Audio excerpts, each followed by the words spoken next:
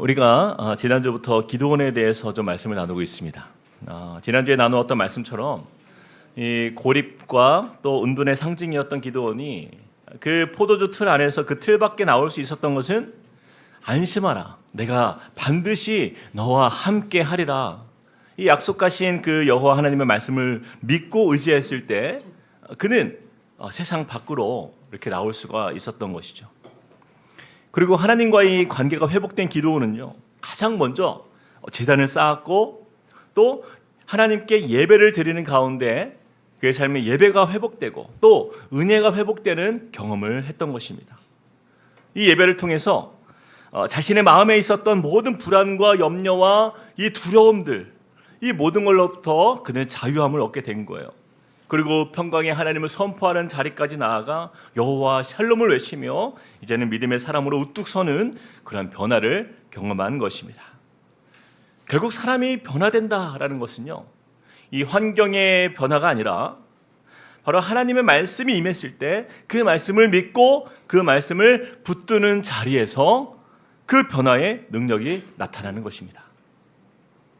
자, 이제 이어서 오늘 본문 말씀에 보니까 이제는 이 기드온이요, 그의 삶에 말씀이 임하고 예배가 회복되고 은혜가 임하니까 이제 그는 하나님의 뜻을 이루어가는 그러한 가정과 또한 세상에 영향력 있는 믿음의 사람으로 세워지는 것을 우리가 보게 되는 것이에요. 자, 우리 함께 25절을 같이 한번 읽어보겠습니다. 25절, 26절 같이 시작. 그날 밤에 여호와께서 기드온에게 이르시되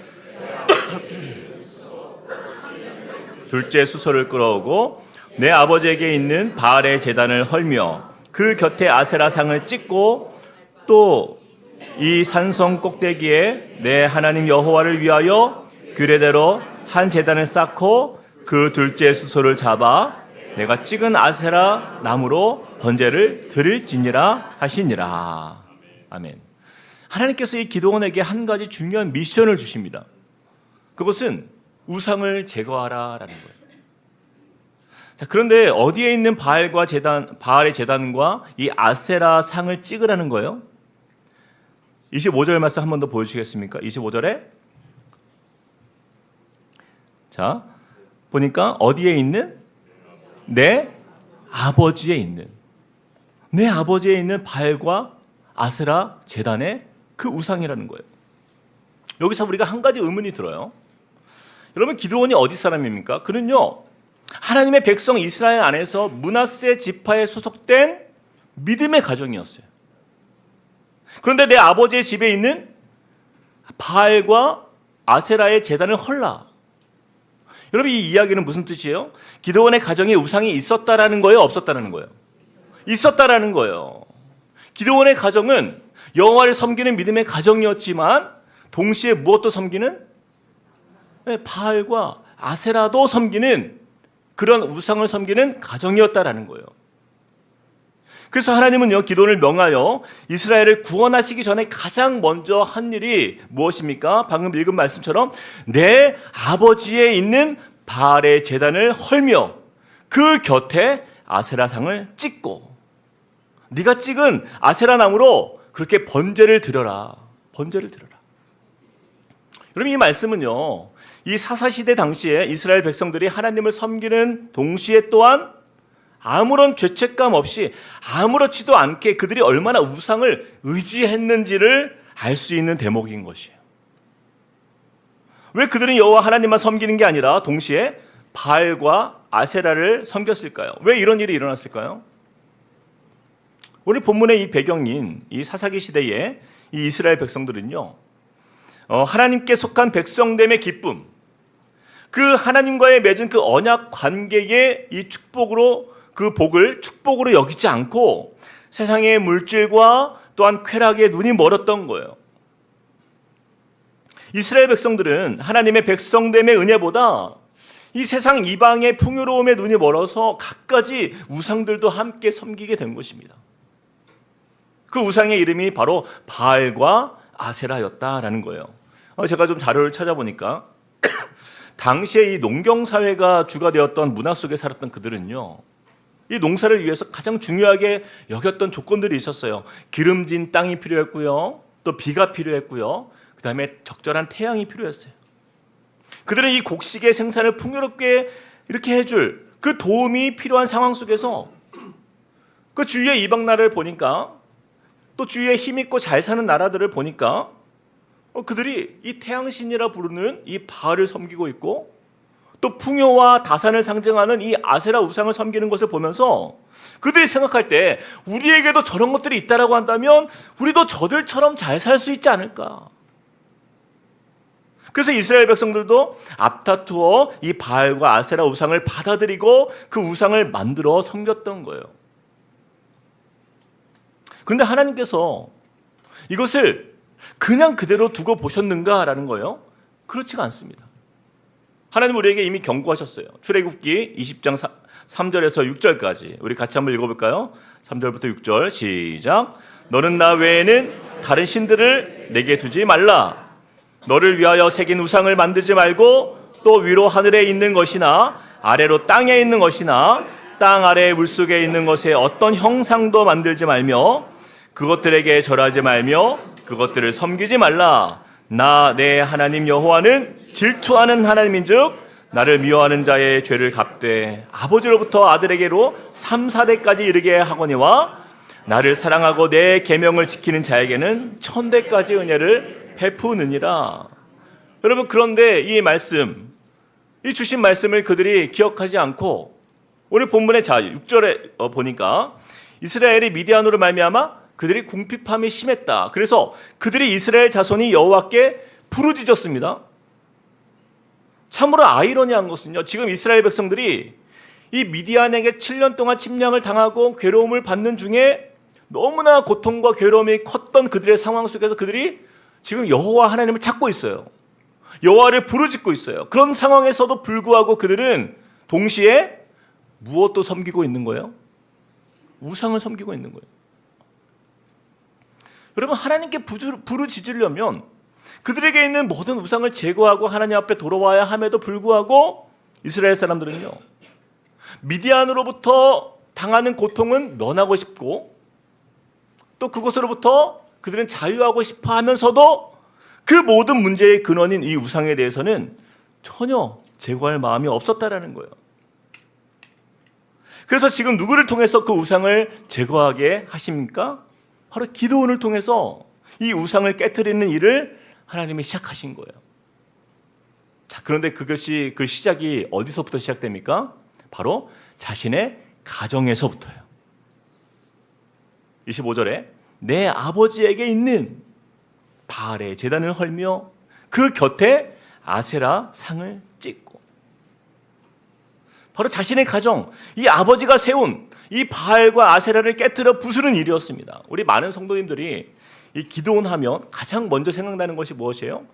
300명의 용사를 거느리고 미디안과 싸워서 그 이긴 승리의 용사, 우리가 이렇게 알고 있잖아요.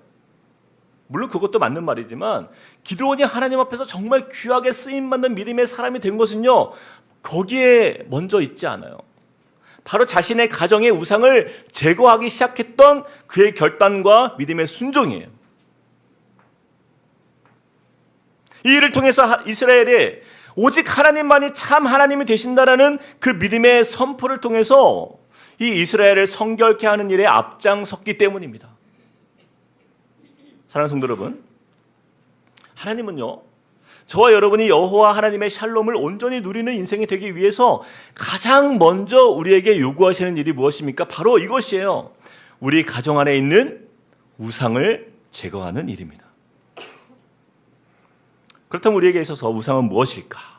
제가 이 부분을 묵상하는 가운데 말씀을 준비하다가 풍요 중독 사회라는 책을 읽게 되었어요. 현재 우리나라의 가정들이 얼마나 위기에 처해 있는가를 진단하는 그런 내용의 책이었는데, 여러분 우리가 잘 알다시피 이 OECD 국가에서 보면 우리 한국이 10세에서 19세까지 아동 청소년 사망 원인 가운데 1위가 바로 자살률이에요. 근데 이 청소년과 이 청년, 이 10세에서 19세까지의 이 아이들이 가장 많은 그러한 자신의 어떻게 보면 자해죠. 자살이 가장 높은 나라, 우리나라입니다. 그런데 더 큰 문제는요, 자살률이 높은 근본적 원인에 해당되는 이 소아 우울증이 갈수록 급격하게 지금 높아지고 있는 현실이에요. 줄어들지가 않아요. 이 우울증 진단을 받은 10대 청소년 수가 2018년도의 기준으로 보니까 2만 8천 명. 근데 2022년에 와서 4년 이후에 보니까 4만 6천 명으로 증가했다. 그래서 4년 만에 60% 이상의 증가한 이 수치를 기록하고 있어요. 그런데 이것이 끝이 아니라 이 코로나를 지내면서 그 숫자와 그 비중이 훨씬 더 높아진 것으로 파악되고 있습니다. 자, 그렇다면 오늘날 우리나라의 경제적 수준은 이렇게 막 초고속으로 발전했고 그토록 꿈에도 갈망하던 이 선진국의 반열에 우리가 올라왔는데도 불구하고 왜 우리 국민들의 이렇게 삶 속에는 이렇게 평강이 없고 이 정신적인 고통에 시달리면서 살고 있는가? 이 문제에 대해서 제가 계속해서 이 부분을 연구하고 이게 책을 살펴보고 자료를 들여다보고 있는데요. 바로 이 질문에 대해서 이 풍요 중독 사회라는 책에서는 이렇게 진단합니다. 풍요의 역설이 가져오게 될 문제의식이 없었기 때문이다. 다시, 풍요의 역설이 가져오게 될 문제의식이 우리에게 없었다라는 거예요. 풍요로우면 그것으로 모든 게 다 해결될 것이다 라고 생각했던 거죠.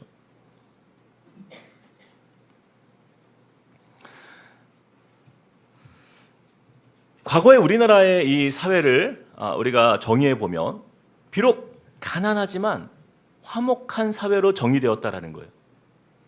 삶은 비록 가난했지만 사람들 간에 정도 많고 인간미가 넘치는 사회. 이것이 과거 우리나라의 이미지였어요. 그러나 지금 우리가 사는 지금의 시대는 달라졌다라는 거예요.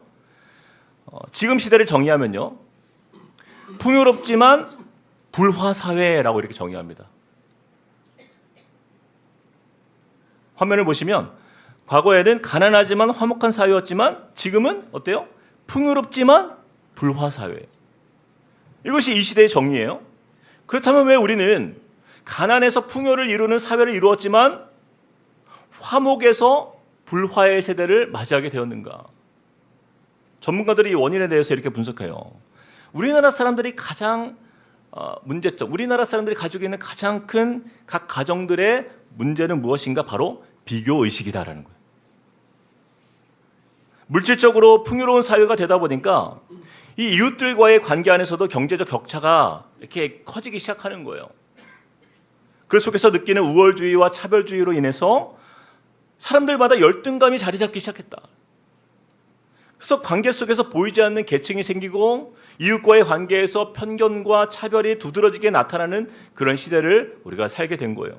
이것을 뭐 전문용어로 불평등 트라우마 뭐 이런 단어도 쓰는데, 여러분 자신의 삶이요 궁핍하지 않아요. 절대.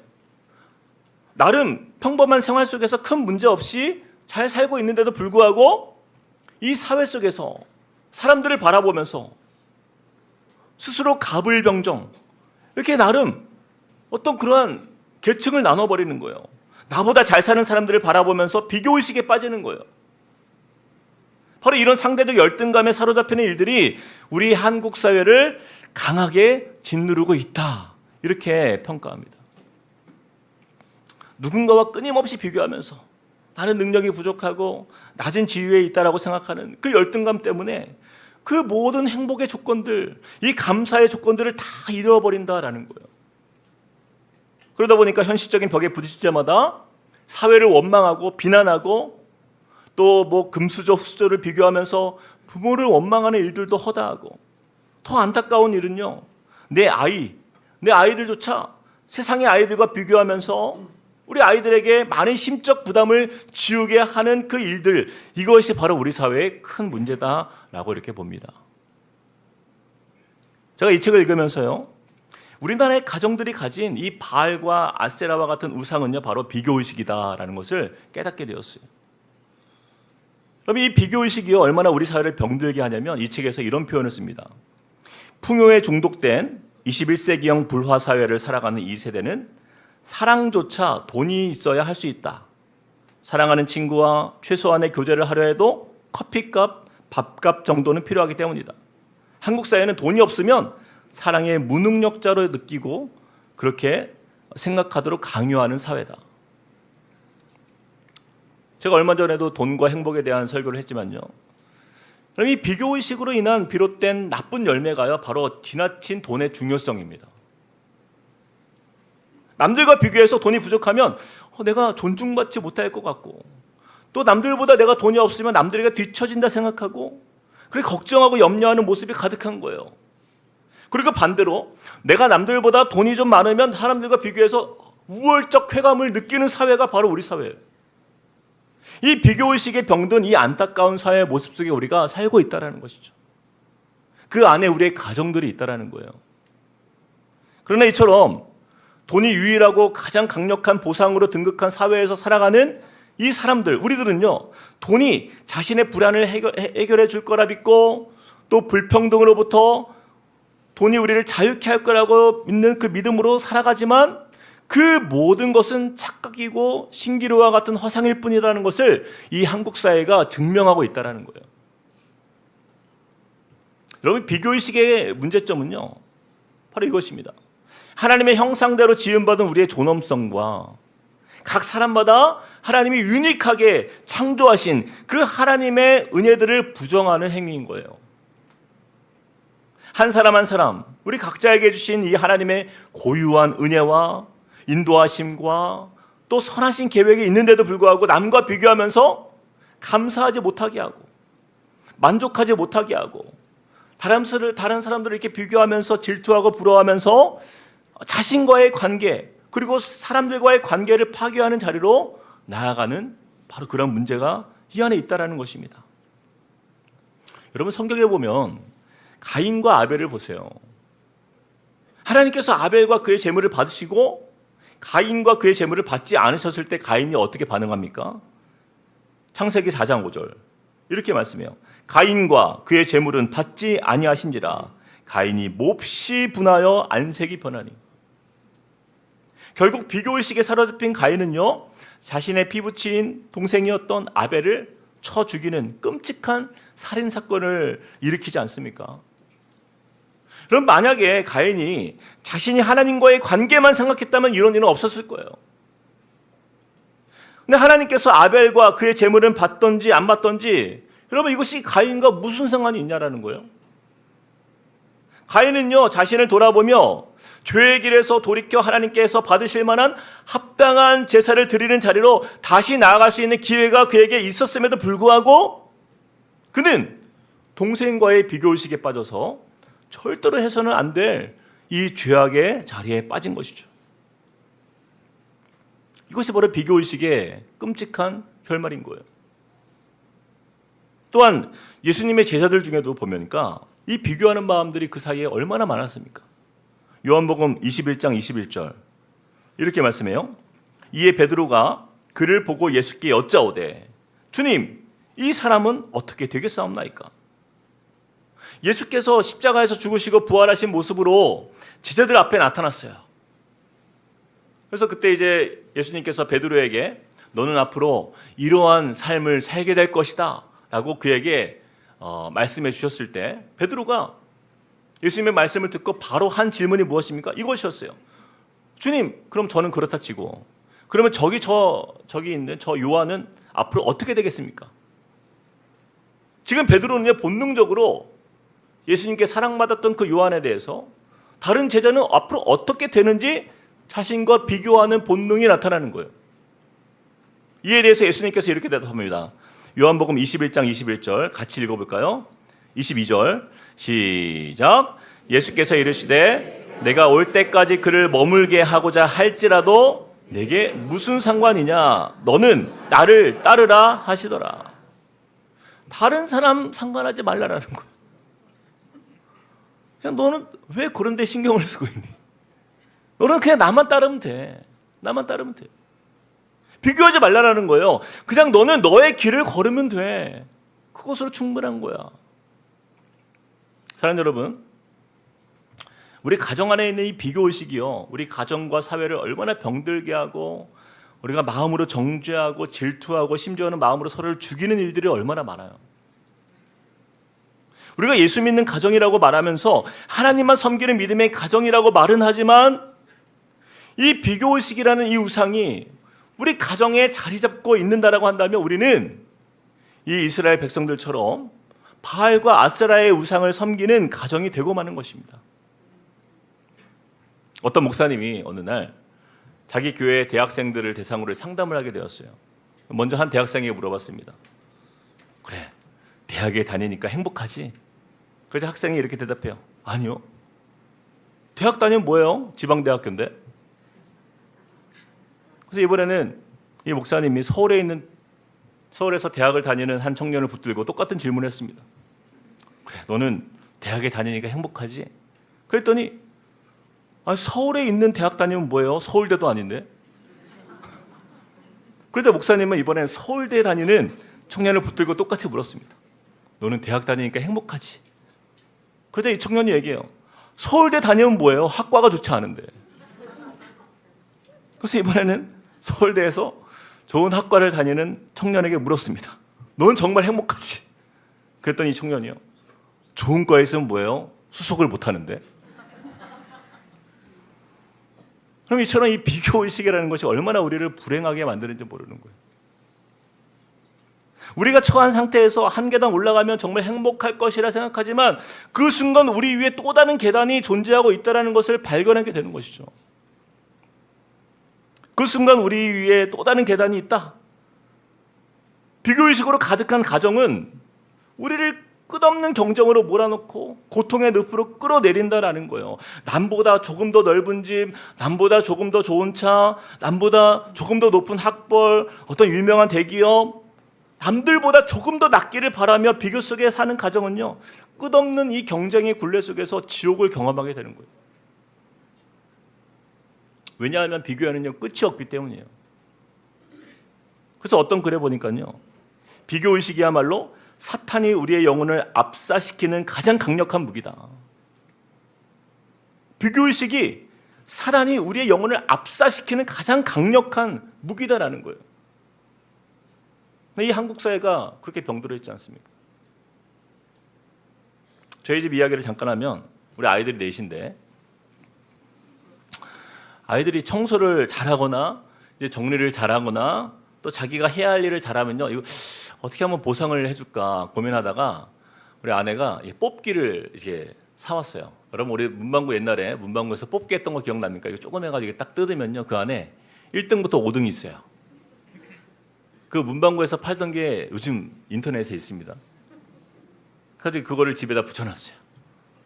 가지고 집에서 잘하는 아이들이 그 하루를 마감하면서 그 보상으로 그걸 하나씩 뜯는 재미에 이제 사는 거예요.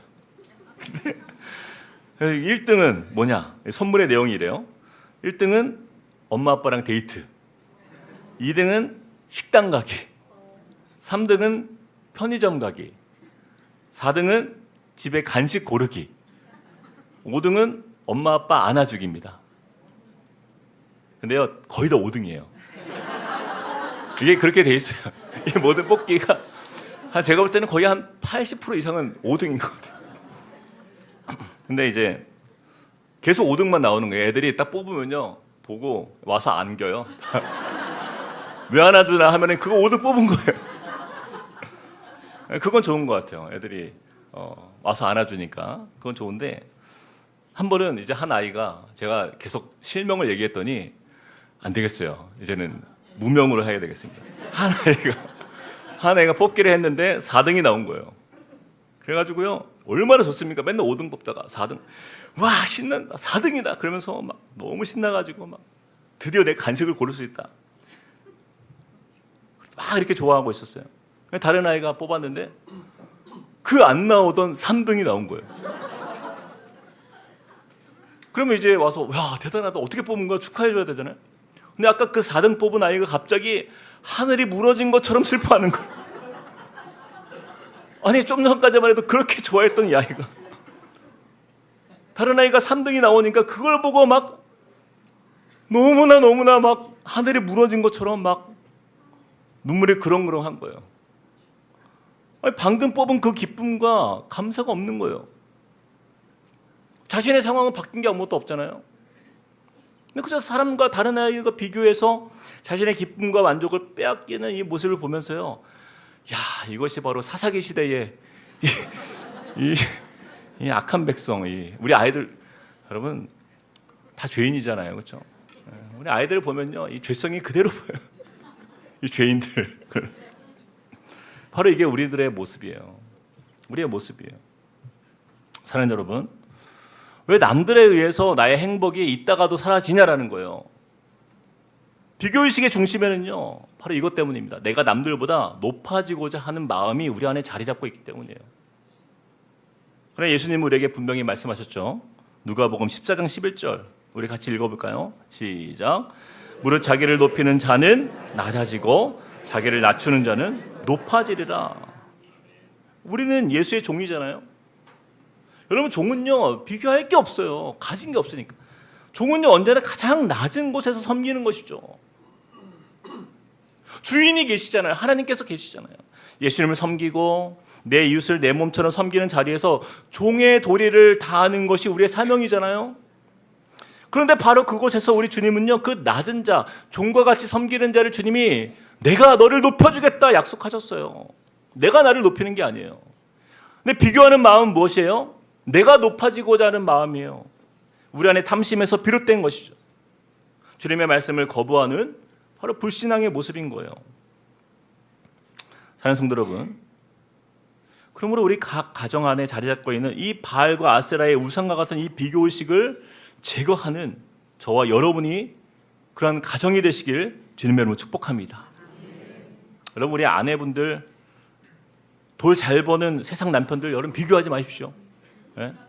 절대로 돈이 행복을 주지 않아요. 예? 이러니 저러니 해도 지금 있는 내 남편이 낫습니다. 예? 남편들도 마찬가지예요. 여러분, 세상에 다른 아내들 보면은 참 여성스러워 보이죠? 근데 집에서 진짜 모습을 못 봐서 그래요. 다 똑같습니다. 우리 아이들도 마찬가지예요. 예전에 유명했던 단어 엄친아. 여러분, 그 엄마 친구 아들, 이게 비교의 끝판왕 아닙니까? 예? 엄마 친구 아들은 다 잘한대요. 공부도 잘하고 말도 잘 듣고 일찍 일어나고 밥도 잘 먹고 동생도 잘 보고. 근데 사실 알고 보면 엄친아는 실제로 존재하지 않아요. 도대체 누구네 집 아이가 엄친아입니까? 한번 데려와 보세요. 제가 한번 만나볼게요. 그 아이가 진짜 그렇게 사는지. 그 아이도 문제가 많고 부족한 아이 아닙니까? 우리가 비교 속에서 만들어진 다 우상들이에요. 세상 사람들을 바라보면서 비교하며 부러워하는 그 마음을 우리가 버리고 하나님 안에서 이 만족을 누리는 믿음의 가정이 되는 것이 우리에게 너무나 중요하고 우리가 회복되어야 할 이 사회의 우리의 모습인 거예요. 그런 의미에서 옆 사람에게 이렇게 한번 인사합시다. 비교의 우상을 제거합시다. 아멘. 자, 이어서 본문 말씀을 보니까 기드온이 아버지의 집에 있는 이 바알과 아세라를 파괴했더니 성읍 사람들이 난리가 난 거예요. 누가 이런 짓을 했냐? 성읍 사람들이 분개하며 그 주동자를 찾아서 나섰습니다. 그리고 알고 보니까 범인이 누구인 거예요? 그렇죠. 요아스의 아들 기드온이었던 거예요. 30절 우리 같이 한번 읽어봅시다. 시작. 성읍 사람들이 요아스에게 이르되 내 아들을 끌어내라. 그는 당연히 죽을지니 이는 바알의 제단을 파괴하고 그 곁에 아세라를 찍었음이라 하니. 여러분, 성읍 사람들이요, 이 바알과 아세라를 파괴한 기드온을 끌어내라, 잡아 죽이겠다, 이렇게 나선 거예요. 그러자 기드온의 아버지였던 요아스가 이렇게 대답합니다. 31절 제가 읽어볼게요. 요아스가 자기를 둘러선 모든 자에게 이르되 너희가 바알을 위하여 다투느냐? 너희가 바알을 구원하겠느냐? 그를 위하여 다투는 자는 아침까지 죽임을 당하리라. 바알이 과연 신일진데 그의 제단을 파괴하였은즉 그가 자신을 위해 다툴 것이라. 여러분, 바알과 아세라가 진짜 신이라면 기드온이 그 신의 저주를 받아 아침까지 죽임을 당할 것이니 너희가 나설 필요가 없다라는 거예요. 그렇게 돌려보냅니다. 여러분, 잘 보세요. 이렇게 바알과 아세라를 지키려는 이 성읍 사람들이 어떤 사람이냐라는 거예요. 이 말씀만 보면은 마치 어떤 블레셋이나 어떤 미디안 사람들처럼 보이잖아요. 이방 나라 사람들처럼 보이잖아요. 혹은 소돔과 고모라에 사는 그런 이방 사람들의 모습처럼 보이잖아요. 그런데 놀랍게도 이 성읍 사람들이 바로 이스라엘 사람들이었어요. 이스라엘 백성들이었어요. 여러분, 하나님의 백성이 우상을 섬기면 어떻게 합니까? 오히려 그들을 처벌하는 것이 맞죠. 그러나 이들은 거꾸로 됐어요. 오히려 하나님을 위해서 우상을 찍은 일로 인해서 이스라엘 사람들은 기드온을 끌어내어 죽이려 하는 모습은 그들의 영적 상태가 얼마나 어둡고 참혹했는지를 알 수 있게 하는 말씀인 거예요. 하나님께 미디안의 이 압제의 고통으로부터 벗어나게 해달라고 기도할 때는 언제고, 여전히 우상을 우상으로 보지 못하고 그것을 사랑하며 의지하는 이 이스라엘 사람들의 모습을 볼 때 어쩌면 이것이 우리의 연약한 모습이 아닌가 우리가 돌아봐야 되는 거예요. 우리는 어쩌면 하나님을 섬기면서도 세상의 복에 더 마음 빼앗겨 살고 있지는 않습니까? 제가 최근에 읽게 된 책 중에서 이 교회 안의 거짓말이라는 책에 보니까 세계 최고의 갑부 록펠러 이야기가 나옵니다. 이 록펠러는요, 미국 최고의 부자라 불리는 그런 빌 게이츠 아시죠? 빌 게이츠의 3배 정도의 재산이 많았대요. 172조 원. 우리나라 예산이 얼마죠? 하여튼 어마어마한 예산. 172조 원을 가진 갑부였다. 그가 죽을 때 그의 재산이 미국 전체의 부의 1.53%였대요. 어마어마한 부자였대요. 그런데 어느 기자가 록펠러에게 이런 질문을 했습니다. 당신은 어떻게 이렇게 큰 부자가 되었습니까? 그러자 록펠러가 이렇게 대답해요. 제가 이렇게 부자가 된 것은 저는 어릴 때부터 신앙생활에서 아주 중요한 몇 가지를 고수해 오고 있기 때문입니다. 아주 가난할 때도 11조를 했고 예배도 빠지지 않았고 그리고 교회에서도 열심히 했고 또 성도로서 그렇게 목사님의 마음을 아프게 한 일도 없습니다. 이렇게 대답을 했다는 거예요. 그는 자신이 부를 이룬 이유에 대해서 예수를 잘 믿었더니 이런 복을 받았다. 이렇게 대답을 했어요. 어찌 보면 참 믿음 좋은 사람처럼 보이잖아요. 그런데 그의 이 인터뷰에 대해서 이 책에서는요, 바로 이것이 가장 큰 문제다라고 지적하는 거예요. 과연 예수를 잘 믿었기 때문에 이런 역사에 남는 갑부가 되었느냐라는 것입니다. 그렇다면 예수를 잘 믿으면 모두가 이런 복을 누리는가? 다시 말해서 경제적으로 가난하고 어렵고 궁핍한 가운데 사는 사람들은 그럼 예수를 잘 믿지 않아서 그런 형편에 처하는가라는 거예요. 그럼 예수를 믿는 목적이 무엇입니까? 우리가 성경을 보면 예수님의 제자들을 비롯해서 예수를 잘 믿었던 성경의 수많은 인물들의 대부분을 보면요, 예수로 인해서 그들은 가난을 감수해야 했고 고난당하거나 집을 잃거나 재산을 빼앗기기도 하고 때로는 생명의 위협을 느끼기도 하는 상황 속에 그들이 살았던 것을 우리가 보게 돼요. 그런데 록펠러와 같은 사람들의 이야기를 들으면 우리는 혼란스럽습니다. 예수를 잘 믿었더니 부자가 되었다. 예수를 잘 믿었더니 우리 아이가 좋은 대학에 들어가고, 예수를 잘 믿었더니 내 삶의 문제가 다 해결됐다. 여러분, 예수 잘 믿으면 이런 세상의 복을 받습니까? 이런 결론에 이르는 이런 신앙, 과연 이것이 우리에게 진짜 복이냐라는 거예요. 절대로 아니다입니다. 많은 현대 크리스천들이요, 예수를 믿는 이유에 대해서 이 록펠러처럼 갑부는 아닐지라도 막 직장에서 또 사업에서 예수 믿으니까 출세도 좀 하고, 내가 예수를 잘 믿기 때문에 결혼도 잘 되고 또 아이들도 잘 풀리고 남부럽지 않은 그러한 삶을 살다가 더불어 천국도 가는, 이것을 가장 좋은 복이라고 여긴다라는 것이죠. 우리의 인생이 막힘이 없고 그래도 적당히 어느 정도는 형통한 인생을 사는 것, 이것을 우리가 축복이라고 여기면서 바로 여기에 우리의 모든 믿음의 이유와 신앙의 초점을 두고 사는 성도들이 이 시대에 얼마나 많은가라는 거예요.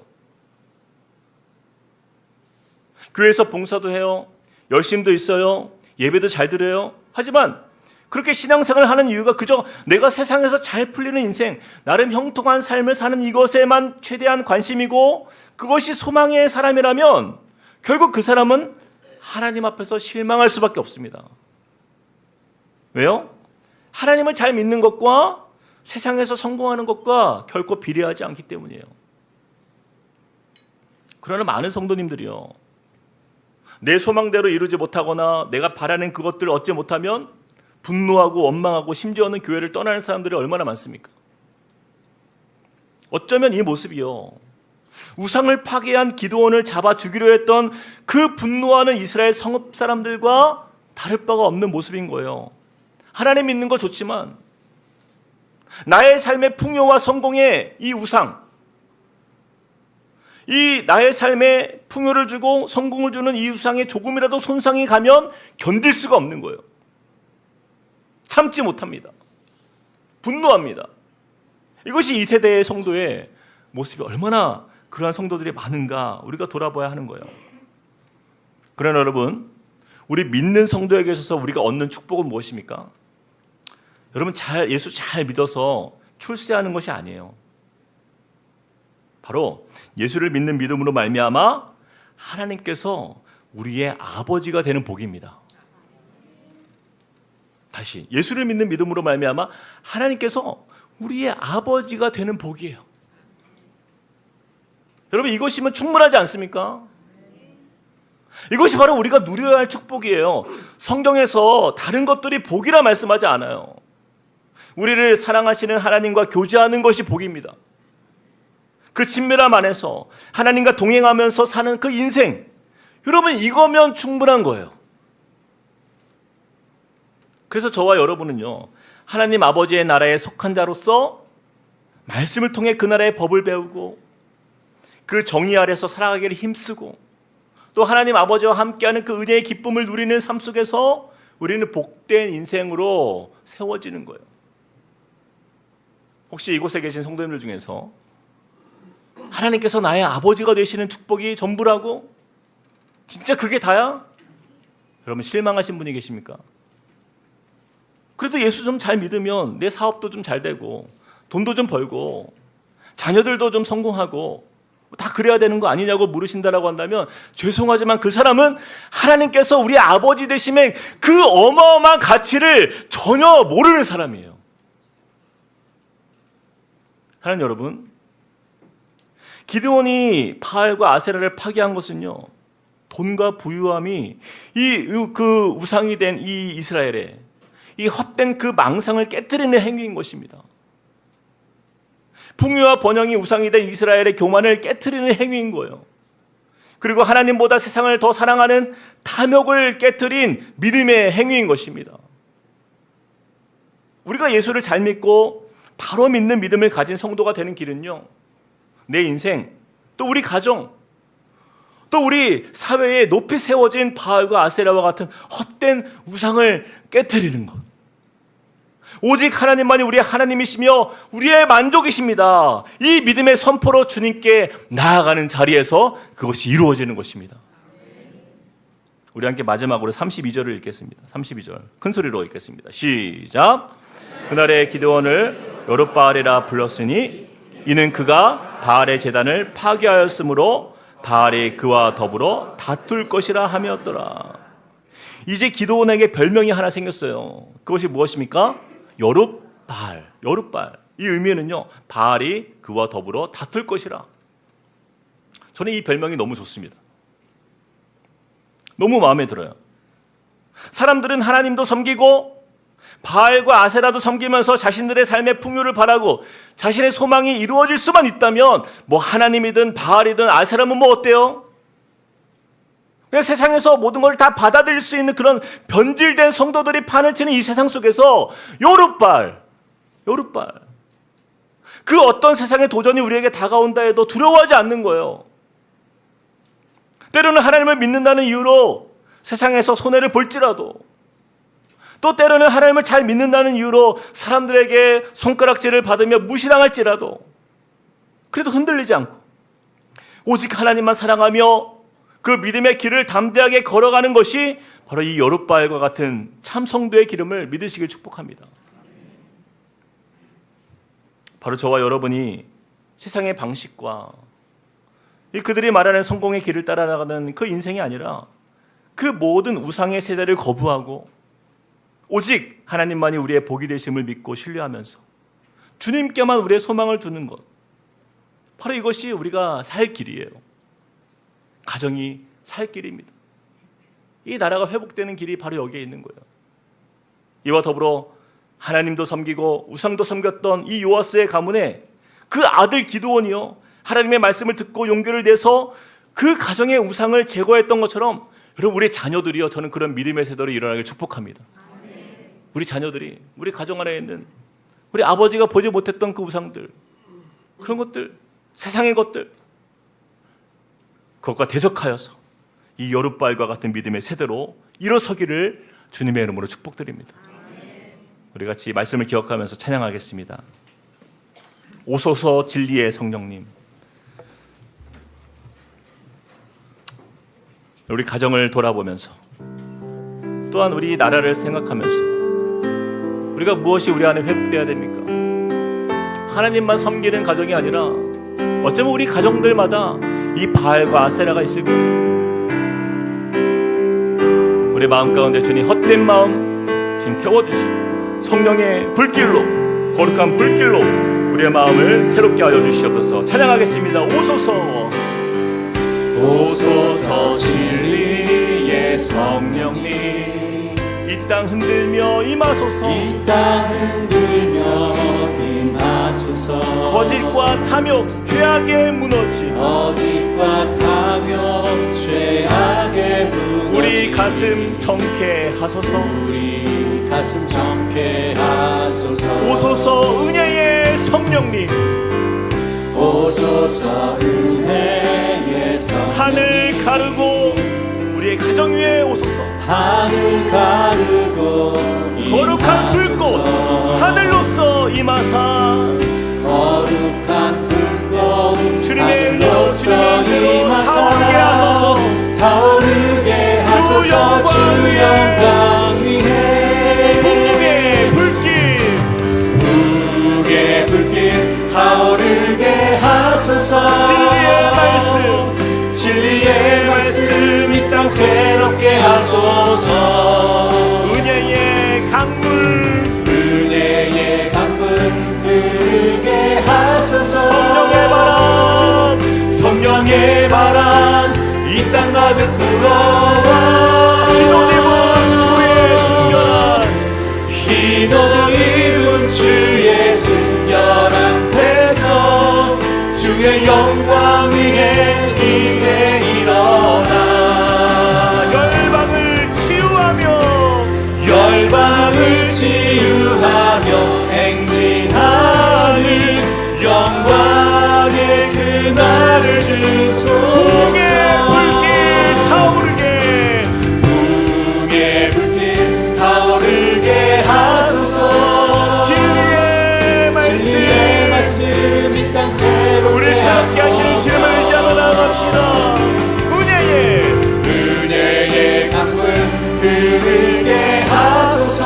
성령의 바람, 성령의 바람 우리 각 가정과 내 삶 속에 임하실 주님을 의지하며 선포합시다. 흰 옷 입은 주의 순결한 배서 주의 영광 위에 이제 일어나. 열방을 치유하며, 열방을 치유하며 행진하는 영광의 그날을 주소서. 우리가 같이 한번 기도할 때에 여러분 오늘 말씀을 좀 마음에 새기면서 나갔으면 좋겠어요. 내 아버지에 있는 바알의 제단을 헐며 그 곁에 아세라상을 찍고 네가 찍은 아세라 나무로 번제를 드릴지니라. 하나님은 기드온에게 맡기신 가장 첫 번째 미션이 바로 이것이었습니다. 너의 가정에 있는 그 우상을 헐라. 여러분, 이 비교의식이 가득한 이 세대 속에서 우리 가정 안에 이 헛된 우상을 좀 우리가 이 시간 결단하며 제거하길 원합니다. 우리 각 가정 안에 이 세상 사람들과 비교하면서 얼마나 우리가 가족에게 상처 주고 아픔을 주고 때로는 부담을 주고 마음에 어려움을 주었습니까? 아내는 남편을 바라보며, 남편은 아내를 바라보며, 또 우리 자녀를 바라보며 세상적인 기준에서 그들을 바라보았던 우리의 모습들, 그로 인해서 주님이 주신 행복 다 잃어버리고 감사 다 잃어버리고 만족 다 잃어버리고 그 우상 앞에서 쩔쩔매고 있는 우리의 모습들, 여러분 그것은 허상이에요. 하나님 우리 가정에게 주신 그 은혜의 복들을 여러분 기억하시길 바랍니다. 주님이 우리 아버지가 되십니다. 주님 우리 가정의 주인이십니다. 주님으로 인하여서 우리가 감사합니다. 만족합니다. 주님이 우리와 함께 가시는데 우리가 무엇이 두렵습니까? 하나님 우리가 온전히 주님께만 집중하며 우리 가정에 있는 모든 악한 우상을 제거하는 믿음으로 나아갑니다. 우리 같이 한번 기도하며 나아가시겠습니다. 사랑과 은혜 하나님 주님을 의지합니다. 우리의 모든 삶 속에 하나님 주님의 크신 은혜와 사랑 우리를 만나주시고 하나님 우리의 모든 아버지 하나님 나락함을 주합니다. 하나님 우리의 아버지 하나님 원한 마음을 주님께 아뢰며 하나님 우리가 주님 앞에서 아버지 하나님 온전한 믿음의 영혼이 있기를 원합니다. 우리가 가정 안에 회복의 역사가 나타나길 소망합니다. 하나님 주님이 원하시고 기뻐하시는 것입니다. 하나님 믿음으로 서는 주의 백성 되게 하여 주시고 불안한 세대가 되길 원합니다. 하나님 역사하여 주시옵소서.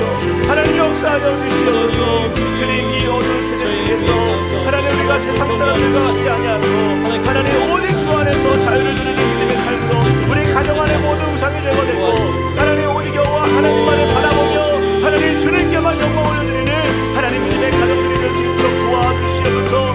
주님만 신뢰하며 주님만 의지하며 주님의 우리의 가정의 주관이십니다. 선포할 수 있는 우리의 가정들 되게 하여 주시옵소서. 하나님 우리의 심령이 우리의 가정이 하나님 우리 부모 세대가 우리 자녀 세대가 하나님 정결한 성결한 주의 자녀로 서나갑니다. 하나님 오직 주님 앞에 하나님 우리가 내 삶을 아버지 하나님 의지하고 바라보며 주시고 하나님 그것들이 우리에게 만족이 될 것이라는 하나님 그런 아버지 하나님 우리 아버지 하나님 주여 붙드시고 인도하시는 주님의 은혜 앞에 하나님 믿음으로 선가하여 주시옵소서. 하나님 여름발과 같은 믿음의 세대가 일어나길 원합니다. 그러한 믿음으로 주님께 나아가는 세대가 되길 원합니다. 주여 우리의 가정 안에 놀라운 주의 은혜로 회복의 역사 나타나게 하여 주시고 그 은혜로 주님을 바라보게 하여 주시옵소서. 주여 인도하여 주시옵소서. 우리 한 번 더 이 시간에 같이 한번 기도할 때예요. 우리 자녀들을 위해서 한번 축복하며 기도합시다. 또 다음 세대를 위해서 한번 축복하며 기도합시다. 여러분 참 이 말씀에서 우리에게 주신 가장 큰 은혜는요, 요아스의 세대에서 그 암울하고 그 기성세대가 잘못했던 그 우상이 편만했던 그 이스라엘 위에 소망의 세대가 일어난 것이에요. 기드온과 같은 그 자녀 세대가 일어난 것입니다. 하나님 우리 가정에 우리 자녀들이 기드온처럼 하나님 말씀 앞에서 분별력을 가지고 하나님의 말씀을 붙들고 일어나 우리 가정의 우상을 깨트리며 하나님 이 사회를 변화시키며 이 세상의 우상들을 제거하는 믿음의 세대로 일어나게 하여 주시옵소서. 우리 같이 한번 주여 한번 외치고 기도하겠습니다. 주여 아버지 하나님 주님을 의지합니다. 하나님 역사하여 주실 주님을 우리가 바라보며 나아갑니다.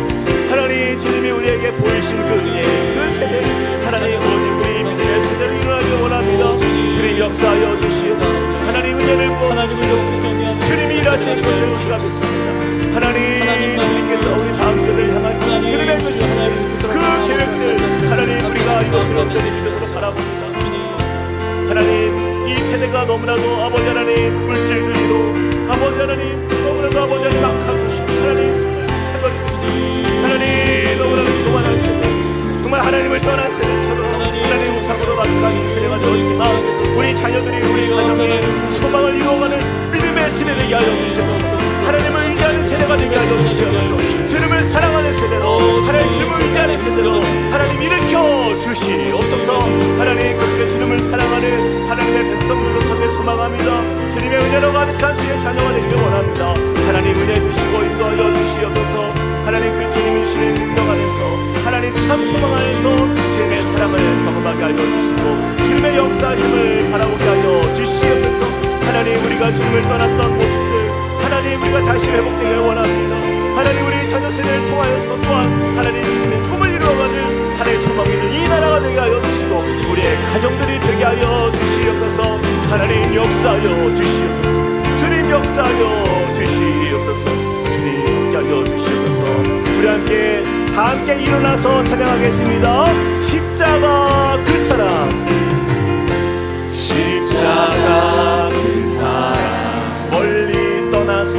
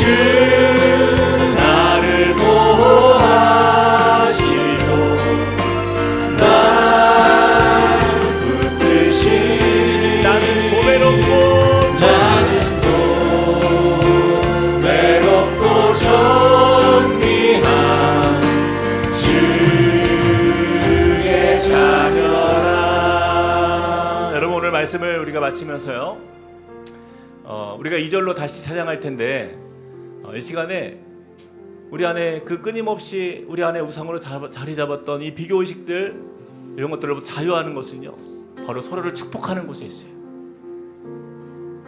나를 바라보면 끊임없이 비교가 되지만, 그 주님의 사랑으로 우리 이웃들, 옆에 있는 동역자들을 바라보면 그 축복을 우리가 전하는 곳에서 이 모든 악한 우상들이 물러갈 줄 믿습니다.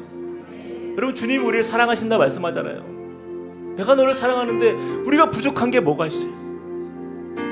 우리 안에 그 자유함을 주시는 주님을 기억하면서 우리 2절로 찬양할 때에 여러분 눈을 뜨시고 옆에 있는 사람을 축복하면서 함께 우리 찬양하며 나아갑시다. 우리 한번 손을 내밀고 찬양합시다. 지나간 일들을 기억하지 않고, 지나간 일들을 기억하지 않고, 이전에 행한 모든 일, 우리 주님이 말씀하세요. 내가 생각하지 않겠다. 행한 모든 일 생각지 않은 사막의 강물과 길을 내시는 사막의 강물과 길을 내시는 내 안에 새일 행하신 주님만을 의지하며 바라봅시다. 그 주님으로 인하여서 그 풍성함을 누리는 우리의 회복된 은혜, 그 은혜로 서로를 축복합시다. 주 너를 보호하시고, 주 너를 보호하시고 널 붙드시리. 널 붙드시리. 알려주세요. 너는 보배롭고 존귀한 주님의 자녀가 된 것을. 외롭고 존귀한 주님의 자녀라. 주 너를 보호하시고, 주 너를 보호하시고 널 붙드시리. 너는 보배롭고 존귀한 주의 자녀라. 우리 서로에게 이렇게 축복합시다. 당신은 보배롭고 존귀한 주님의 자녀입니다. 아멘. 우리 기도하겠습니다.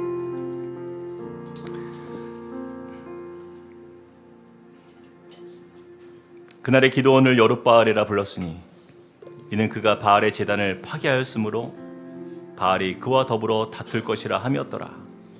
사랑과 은혜 하나님 감사합니다. 주님, 우리가 사는 이 사회에 우리 각 가정들의 모습을 보면 참 주님을 섬기면서 은혜를 구하는 모습도 있지만, 그러나 여전히 풀리지 않는 각 가정 안에 꽁꽁 숨겨져 있는 그 우상들도 또 우리 안에 있음을 주 앞에 시인합니다. 주님, 오늘 이 한국 사회를 강하게 덮고 있는 이 비교의식이 우리를 얼마나 어렵게 만들고 행복을 잃어버린 세대, 감사를 잃어버린 세대, 은혜를 잃어버린 세대가 되도록 우리가 방치하지는 않았는지요. 주님, 이 요아스 아버지의 세대에서 일어났던 이 죄악들이 그 자녀 세대인 기드온을 통하여서 회복의 물결로 다시 일으키신 그 개혁의 역사가 우리 가정 안에 일어나길 원합니다. 주님, 우리 자녀들이 이 기드온처럼 믿음의 세대로 일어서게 하여 주시고, 또한 우리들도 하나님, 우리 안에 있는 모든 우상들 주 앞에 다 내려놓고 그것을 찢고 부수어 우리가 그것으로 주님의 제단 앞에 올려드리고, 주님, 오직 주님만 섬기겠습니다. 주님의 말씀만 듣겠습니다. 주 안에서 감사하며 은혜를 회복하며 여호와 하나님, 우리 샬롬의 하나님, 그 안에서 평강을 누리는 믿음의 가정들이 될 수 있도록 축복하여 주시옵소서. 주님, 우리의 마음에 주심 주시는 바로 그 은혜 안에서 이번 한 주간도 승리하게 하여 주시고, 날마다 주님과 동행하는 삶 속에 세상과 같지 아니하고 오직 주님 주시는, 주님의 우리에게 말씀하시는 너는 보배롭고 존귀한 나의 자녀다, 그 주님의 은혜로 만족하면서 주님과의 친밀함을 누리는 복된 인생 되도록 우리를 축복하여 주시옵소서. 이제는 우리 주 예수 그리스도의 은혜와 하나님 아버지의 크신 사랑과 성령님의 감동, 감화, 교통하심이 오늘 말씀을 듣고 가정의 우상을 깨트리는 믿음의 세대로 일어서기를 주님 앞에 결단하며 나아가는 주님의 백성들 머리 위에, 그리고 그 가정과 함께 꿈꾸는 교회 위에 이제로부터 영원토록 함께 하시기를 간절히 축원하옵나이다. 아멘.